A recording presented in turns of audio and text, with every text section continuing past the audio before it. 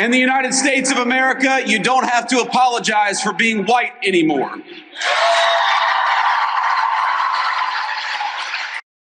It's Ken Harbaugh with the MeidasTouch Network. It is right out there in the open now. The nativism that used to be encoded in dog whistles and juvenile memes is now coming directly from the vice president to a thunderous chorus of cheers. He delivered this line at Turning Point USA, which has become the beating heart of the Republican Party, and JD Vance knows it. This is a campaign stop. The man's never done anything out of principle. He knows that if he's going to win the Republican nomination for president, he's going to need the white Christian nationalists behind him. One could argue that stunts like this are just performative. JD Vance knows that he's auditioning here. He's not crafting a policy argument. But if you look at the policies of the Trump regime, they line up. The latest installment comes from the Department of Defense, which has thrown out the chaplain's manual and is implementing a new policy that no longer centers the well-being of the service member, but will open the floodgates on proselytizing within the ranks. Kris Goldsmith, Army combat vet and founder of Veterans Fighting Fascism, explains. Kris, welcome to the show. What better time than this holiday season, right before Christmas, to talk about Christian nationalism at the Department of Defense and what Pete Hegseth is trying to do with the military's chaplain corps. Tell us what we need to know. Yeah, so the DOJ sent out a press release or a letter congratulating Secretary of Defense Pete Hegseth for reforming the chaplain corps, which, hang with me for a second because this is silly. Everybody knows about the war on Christmas, right? And we kind of laugh about it. I'm a veteran of the war on Christmas. So people have been laughing at Fox News and all the people watching Fox News for their like ridiculous, every year they bring out the same old stories about the war on Christmas. I walk into a mall and I don't hear Mariah Carey or something. Like, I don't know what their complaints are. Because these people certainly don't understand Christianity. It's just the commercial version of Christmas that they seem to really like. So Pete Hegseth is reforming the chaplain corps, and in doing so, he is throwing out the Army's manual that the chaplains use to take care of troops. And he says this is because it's not enough about religion and it's too much about caring for the troops. That is not the phrase that he used, but that is exactly what he means. He put out a video on Twitter explaining this, sitting in front of a Christmas tree, talking about the war on warriors, to name one of his books, as he's sitting in the Pentagon announcing a policy. But sadly, as part of the ongoing war on warriors, in an atmosphere of political correctness and secular humanism, chaplains have been minimized, viewed by many as therapists instead of ministers. Faith and virtue were traded for self-help and self-care. I have a directive right here that I will sign today to eliminate the use of the Army Spiritual Fitness Guide effective immediately. These types of training materials have no place in the War Department. Our chaplains are chaplains, not emotional support officers, and we're going to treat them as such. There will be a top-down cultural shift, putting spiritual well-being on the same footing as mental and physical health, as a first step toward creating a supportive environment for our warriors and their souls. This is a high and sacred calling. But this only works if our shepherds are actually given the freedom to boldly guide and care for their flock. Stay tuned for more. We are going to make the Chaplain Corps great again. And Merry Christmas. It's goofy, but it's deadly serious, because what this is doing is it's taking away tools that chaplains use to care for their troops, and instead he's trying to make them religious propagandists, which is not helpful. As someone who had a chaplain who in Iraq described what we were doing as being part of a crusade.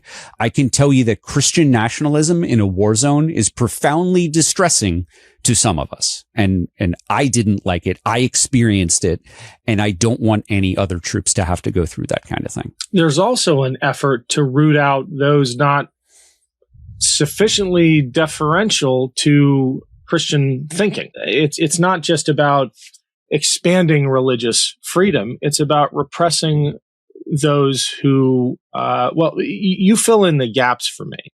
Yeah. So Pete Hegseth views the United States military as a religious force. That is why he has, Christian nationalist and crusade, affiliated tattoos, like the symbols of not Christianity like the Bible says, but the symbols of Christianity as an imperialist force, using religion as government power to inspire people to do things like, I don't know, murder unarmed people in the middle of the ocean. Like, hypothetically. That is the type of military that Pete Hegseth wants. He wants the kind of control of the military that he imagines like the Pope would have if Rome still had an army. And I know this sounds hyperbolic, but you just need to read the words that Hegseth writes. You just need to listen to him speak. This is all out in the open. And what I am most disturbed by is that we have been using the term Christian nationalism so long that, like white nationalist, it has lost its impact on a lot of people. Christian nationalism is not an ideology of expanding Christianity. It is of excluding everyone who's not Christian. It is an inherently genocidal conquest. That is what these nationalisms are. A white ethno-state is exclusive. A Christian ethno-state is exclusive of people who don't subscribe to their beliefs. Where does DOJ fit into all of this? Because it has its own policy. I'll let you describe it in 16th century terms, but I don't think it's much of an exaggeration. Yeah. So the DOJ has this thing called the Religious Liberty Commission. And what they are tasked with doing is finding those who have been oppressing Christians in this country, which sounds ridiculous on its face, but this is something that a lot of conservatives of MAGA believes. They do believe that to be a white man and to be a Christian in this country is to be persecuted, because they have been living in an information ecosystem that has been reinforcing that belief for decades. And I want to bring this back to conversations that we have previously had. The people enlisting in the military today, who are joining the military excited for Trump as their commander in chief, aren't doing it because they're young and dumb.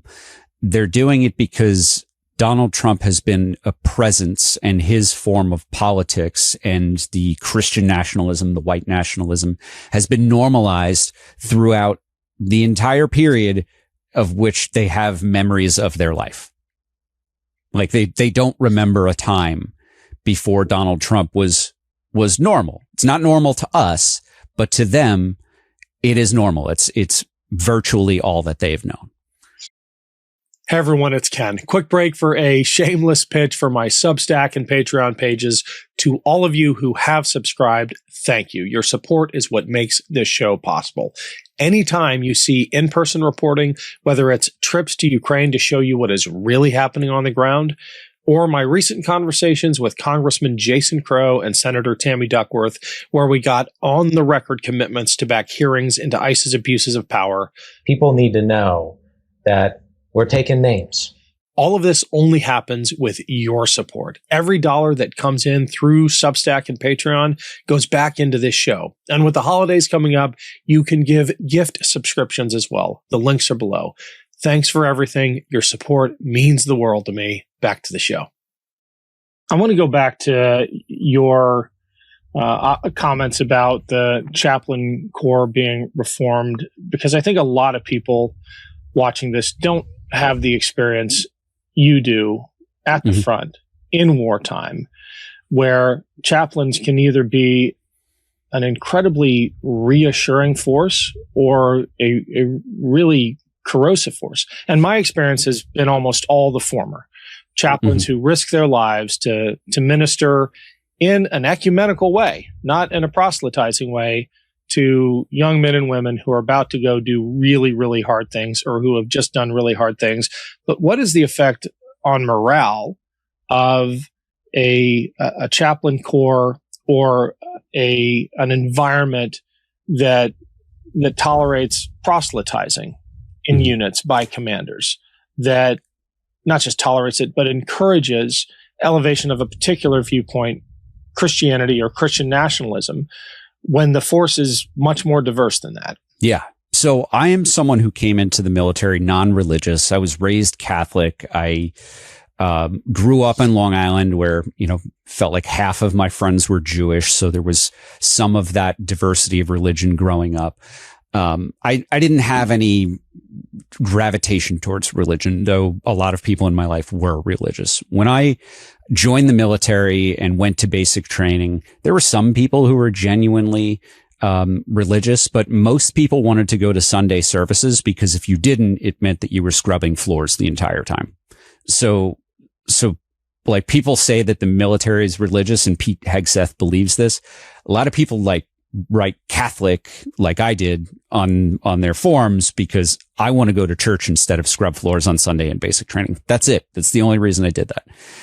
But in a war zone, I don't remember this chaplain's name, but this chaplain used to provide us books.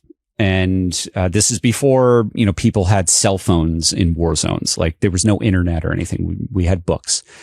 And he would leave religious propaganda, and because I'm bored, I would read it. And when you're in a war zone and you're reading religious propaganda, it can be very helpful. It's very helpful to ISIS. That is one of the things that keeps them fighting. It's very helpful to the Taliban. It's what keeps them fighting in a lot of cases.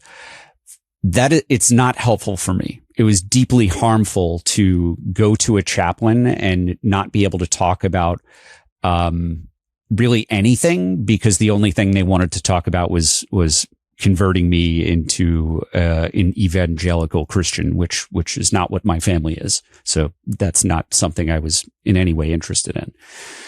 And the effect that had on me in a war zone was that I never again trusted the chaplain corps as a place to get help.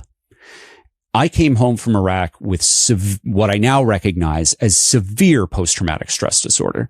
Though I performed well in the military, in uniform, never got in trouble or anything, I was deeply, deeply, deeply troubled. And because of that experience that I had in a war zone with this Christian nationalist evangelical chaplain, when I needed help, that avenue was closed off to me. A lot of people in the military, one of their greatest fears is having a record of mental health treatment that could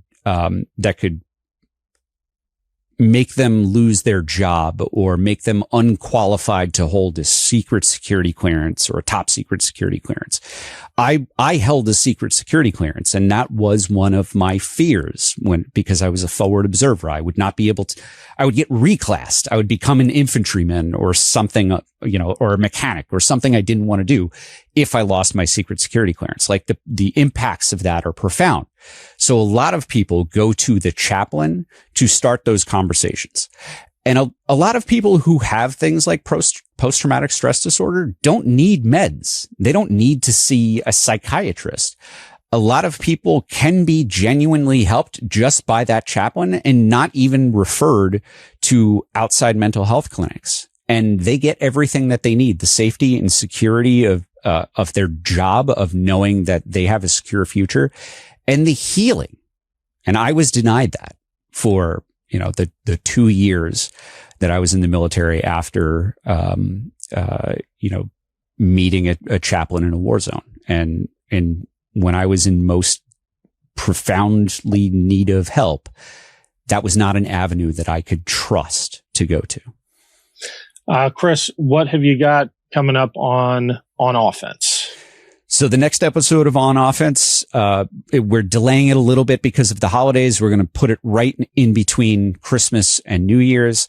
It'll be with Jonathan Katz. He wrote the book Gangsters of Capitalism, which is about Smedley Butler. Smedley Butler is the Marine Corps general that I named my nonprofit Task Force Butler Institute after. Most Americans don't know of Smedley Butler and his importance to American democracy. In fact, without Smedley Butler, American democracy may not exist today. Most people who've heard his name know him in the context of his very brief booklet, War is a Racket, where he talks about how when he served in the Marine Corps, he was kind of serving as an arm for capitalism instead of for democracy. He was toppling regimes, not defending democracy. Remind folks the time frame here. So this is he served in the late 1800s and early 1900s through World War I. So he was that generation's General Mattis in terms of name recognition and respect, not just from the military, but from civilians. He was approached by a bunch of Wall Street fascists, and they attempted to recruit him into leading a march of veterans on Washington to end our democracy.